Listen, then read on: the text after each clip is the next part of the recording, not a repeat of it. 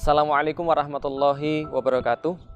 Saya Felix Xiao dan kita sudah menyaksikan bahwa tatkala kita berbicara tentang perubahan, maka kita berbicara tentang orang-orang yang muda. Para pemuda-pemuda inilah sepanjang zaman yang senantiasa menginisiasi setiap perubahan-perubahan yang terjadi, dan begitu pula yang terjadi pada Islam. Saat Rasulullah SAW memulai dakwanya di Makkah, maka beliau mengumpulkan 40-an para sahabat, dan sahabat-sahabat ini mereka berusia 85%-nya kurang daripada 30 tahun. Karena itulah pemuda identik dengan perubahan. Tatkala seorang pemuda menyaksikan kondisi-kondisi yang ada, dia kemudian menyaksikan beberapa hal-hal yang tidak sesuai dengan apa yang dia yakini, hatinya masih penuh dengan idealisme, tatkala dia masih menginginkan purivitas daripada ide-ide itu sendiri, maka dia memperjuangkannya ke tengah-tengah umat.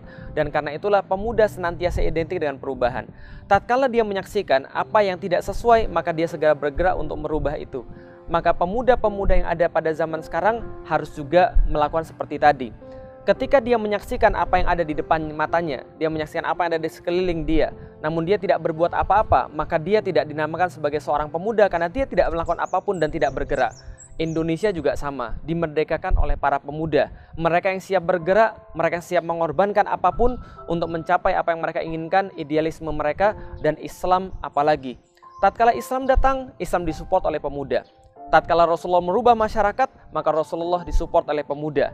Karena itu pemuda adalah sumber perubahan, dan Islam sendiri telah memberikan langkah perubahan pada mereka, tujuan perubahan yang jelas pada mereka, yaitu untuk agar mereka lebih menaati Allah Subhanahu wa Ta'ala. Maka ucapan-ucapan yang selalu diulang-ulang oleh para pemuda tatkala Rasulullah SAW menginstal mereka dengan Islam adalah bahwa kami datang untuk membebaskan manusia daripada penyembahan selain pada Allah, penyembahan terhadap manusia menuju pada penyembahan pada Allah Subhanahu wa Ta'ala. Maka inilah perubahan yang hakiki yang harusnya dimotori oleh para pemuda. Pada satu waktu Rasulullah Muhammad SAW pernah bersabda, setelah Kaisar ini tidak akan ada lagi Kaisar, setelah Kisra ini tidak akan ada lagi Kisra. Ini hadis yang menandakan bahwa kekuasaan Persia dan kekuasaan Romawi yang pada saat Rasulullah masih hidup adalah sebuah kekuasaan yang melegenda, kekuasaan yang mengendalikan seluruh dunia, keduanya akan berakhir. Tapi siapa yang menyangka bahwa tatkala Romawi yang kekuatannya begitu besar diakhiri oleh seorang pemuda yang berusia 21 tahun yang bernama Muhammad Al-Fatih. Apa yang terbayang di benak kita tatkala kita mendengar tentang dakwah?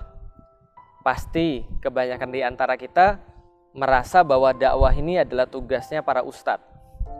Dan apa yang di benak kita tatkala kita mendengarkan tentang ustadz? Orang yang berjenggot, sudah tua, lalu kemudian menyampaikan Islam. Banyak orang salah kaprah dan menganggap bahwa dakwah adalah tugas sebagian orang saja, tugas ustadz saja. Dan lebih salah kaprah lagi ketika menganggap bahwa orang yang menyampaikan dakwah haruslah orang yang sudah tua. Bertentangan dengan awal-awal ketika Rasulullah SAW membina para sahabat, menjelaskan pada mereka Al-Quran, maka Rasulullah mempunyai seorang murid yang sangat hebat, pemuda bernama Abdullah bin Mas'ud. Ibnu Mas'ud adalah seorang yang pernah dikontak oleh Rasulullah, lalu kemudian dia mengkaji Islam, mempelajari Al-Quran.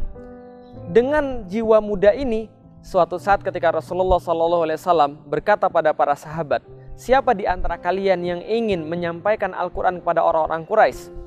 Maka seluruh sahabat mereka berebut untuk menjadi siapa yang ingin menyampaikan Al-Quran.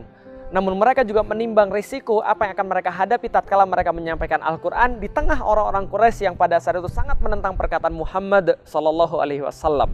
Maka Ibnu Mas'ud lalu mengatakan, biar saya membacakan Al-Quran kepada mereka.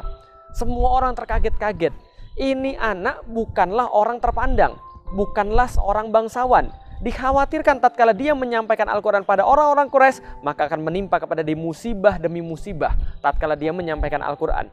Maka mereka mengatakan pada Ibnu Mas'ud, wahai Ibnu Mas'ud, apakah engkau tidak takut bahwa akan terjadi sesuatu pada dirimu sementara tidak ada yang bisa membela engkau, wahai Ibnu Mas'ud?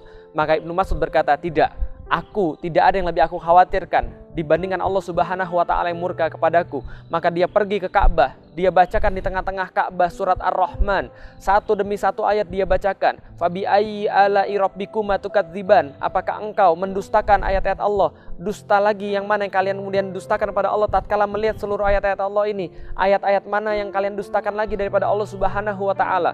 Kenikmatan-kenikmatan dia bacakan satu persatu, ingatkan orang-orang akan Allah Subhanahu wa taala. Dan tebak apa yang terjadi? Salah seorang di antara orang-orang Quraisy lalu kemudian mengerti dan memahami ini adalah yang dibaca oleh Muhammad sallallahu alaihi wasallam.